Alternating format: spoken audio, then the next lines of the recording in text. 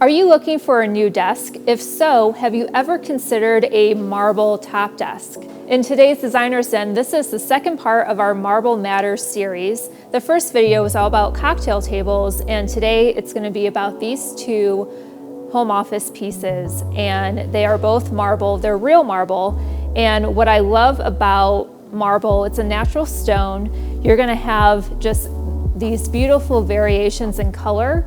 The white one's going to show more of the brown and the grays, versus this gray is going to be pretty uniform.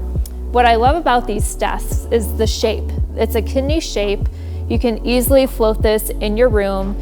So if you picture your home office, you have the desk floating in the middle and you have bookcases behind you. That would make a really great statement. Another fun idea with these desks, if you're not looking for a desk, I think these would be excellent as a nightstand. If your bedroom allows for it, this can work as a nightstand where you can actually utilize it as a desk in your bedroom if you need to. You can scoot a really stylish chair like this one underneath, put a lamp on there which could act as your bedside lamp. I think there's a lot of possibilities with these pieces.